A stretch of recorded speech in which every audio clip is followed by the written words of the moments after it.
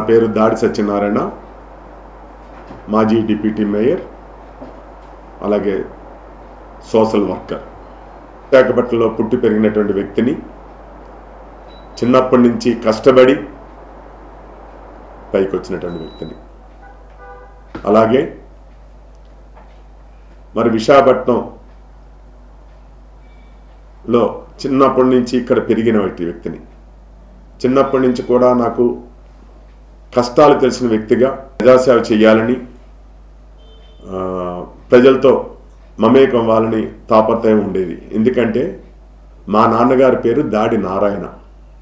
ఆయన కూడా ఒక కమ్యూనిస్ట్ నాయకుడు. నెహ్రూ గారి టైంలో జైలుకి వెళ్ళి 2 సంవత్సరాలు జైల్లో ఉండి జైలు జీవితం గడిపొచ్చినటువంటి వ్యక్తి. తుపాకీ ఫైరింగ్, ఆ రోజుల్లో కమ్యూనిస్ట్ వారికి తుపాకీ ఫైరింగ్ కూడా జరిగిన వ్యక్తి. ఆ జీన్స్గానే నాకు కూడా ప్రజాసేవ చేయాలి, రాజకీయంలో రావాలని భగవంతుడి ద్వారా నాకు కలిగింది. అలాగ వచ్చినటువంటి వ్యక్తిని పారిశ్రామిక ప్రాంతం మల్కాపురం ఏరియాలో సుమారు 100 గ్రామాలకి కరెంటు, రోడ్లు, డ్రైనేజెస్ అనేటువంటి సర్వీస్ చేసినటువంటి వ్యక్తిని. 1987లో ఇండిపెండెంట్గా నెగ్గాను కార్పొరేటర్గా, 1995లో ఇండిపెండెంట్గా కార్పొరేటర్ నెగ్గాను. తర్వాత ఇంకో 2 పర్యంలో కాంగ్రెస్ పార్టీగా నెగ్గి మరి ఎన్టీ రామారావు గారి ఆశీస్సులతో నేను విశాఖ నగరంలో డిప్యూటీ మేయర్గా కూడా పనిచేసినటువంటి వ్యక్తిని నేను. అలాగే నా రాజకీయ జీవితంలో 4 ప్రధానమంత్రుల్ని, 4 రాష్ట్రపతుల్ని, 9 మంది ముఖ్యమంత్రులు కలిసేట అవకాశం నాకు ఆ దేవుడు కల్పించాడు. అలాగే ప్రధానమంత్రి అటల్ బిహారీ వాజ్పేయి గారిని యాజ్ ఏ మేయర్గా నేను రిసీవ్ చేసుకున్న వ్యక్తిని. అలాగే విశాఖ అభివృద్ధిలో నేను భాగస్వామిని అవడం కూడా నా అదృష్టం. అలాగే విశాఖ కౌన్సిల్ని కూడా మేయర్గా నడిపినటువంటి వ్యక్తిని. అలాగా నేను విశాఖ జీవితం, నాకు విశాఖపట్నంతో ఉన్న అనుబంధం. మరి దీంట్లో భాగంగానే నా సర్వీస్ను గుర్తించి గత 4 సంవత్సరాల క్రితం మరి ఐకాన్ సంస్థ వారు, ఇంటర్నేషనల్ ఐకాన్ సంస్థ వారు బేస్మా అవార్డును కూడా నాకు ప్రదానం చేయడం జరిగింది. ఆ బేస్మా అవార్డుని వాళ్ళ తర్వాత అదే అవార్డుని ఉపరాష్ట్రపతి వెంకయ్యనాయుడు గారి చేతుల మీద కూడా నేను తీసుకోవడం జరిగింది. తదుపరి ఈవేళ అమెరికన్ సంస్థ international global peace of university America వాళ్ళు నా తాలూకు సర్వీస్ని గుర్తించి నాకు డాక్టరేట్ కూడా ఇవ్వడం జరిగింది.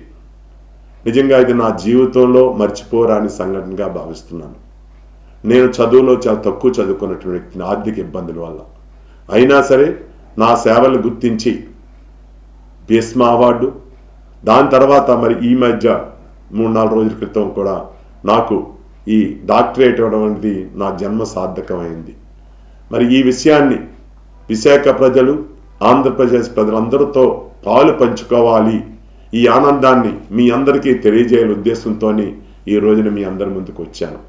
అయితే ఈ సందర్భంగా తెలియజేసేది, ఈవేళ ప్రతి మనిషి కూడా పుట్టడం ఎంత ఖచ్చితమో చనిపోవడం అంతే ఖచ్చితం. ఓ టూరిస్ట్ లైఫ్ మనందరం కూడా.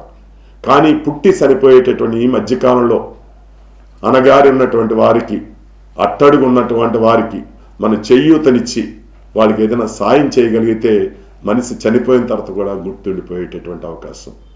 అలాగా దేవుడు నాకు ఈ అవకాశాన్ని ఇచ్చి ఎన్నో సేవా కార్యక్రమాలు నేను చేశాను. ఎన్నో గ్రామాలకు విద్యుత్ ఇచ్చాను, నీరు ఇచ్చాను, రోడ్లు ఇచ్చాను. ఇల్లులు అయితే 10,000 ఇల్లులు ఇచ్చా ఉచితంగా, 10,000 ఇల్లులు. అవన్నీ కూడా నాకు దేవుడు నాచే చేయించాడు. అది నా గొప్పతనం కాదు. నువ్వు నా తరపున నువ్వు చెయ్యని దేవుడు నాకు అవకాశం ఇచ్చాడు. కావున నేను ఇవన్నీ చేశాను. దానికి గుర్తింపుగానే నాకు బేస్మా అవార్డు, ఇవాళ డాక్టరేట్ వచ్చింది. కావున విశాఖ ప్రజలకి, ఆంధ్రప్రదేశ్ ప్రజలకి అందరికీ సవినయంగా చేతులెత్తి జోడిస్తున్న కోరుకునేది, ప్రతి మనిషి కూడా మన జీవితంలో ప్రజాసేవ చేయాలి, పేదవాడికి చెయ్యందించాలి, లేనివాడికి కొద్దిగా ఆ చెయ్యందించి ముందుకెళ్తే ఈ అవార్డులంతా అవే వస్తాయి. కావున నాకు ఈ అవకాశం కల్పించినటువంటి ఆ సంస్థల వారికి, ముఖ్యంగా మా విశాఖపట్నం ప్రజలందరి తరపు నుంచి కూడా ఇంకా శుభాకాంక్షలు తెలియజేస్తూ, ఈ 2 అవార్డ్స్తో నాకు ఇంకా నూతన ఉత్తేజం వచ్చింది. ఇంకా పని చేయాలి, ఇంకా పేద ప్రజలు సేవ చేయాలి, పదవితో సంబంధం లేకుండా పని చేయాలి అనేటువంటి దృక్పథంతో నేను చేస్తున్నాను. విశాఖ ప్రజలు మీరందరూ కూడా చేసి రాజకీయ పార్టీలకు అతీతంగా, రాజకీయ పదవులకు అతీతంగా ప్రతి మనిషి కూడా అనగారినటువంటి అట్టడుగు వారికి చెయ్యందించే కార్యక్రమంలో మీరందరూ భాగస్వాములు కావాలని కోరుతూ, మరి ఈనాడు మీ అందరితో మాట్లాడే అవకాశం నాకు ఇచ్చినందుకు ఆ భగవంతుడికి ప్రత్యేకమైనటువంటి ధన్యవాదాలు తెలియజేస్తూ మీ అందరి దగ్గర సెలవు తీసుకుంటున్నా. మీ కుటుంబ సభ్యుడు మీ దాడి సత్యనారాయణ. నమస్తే.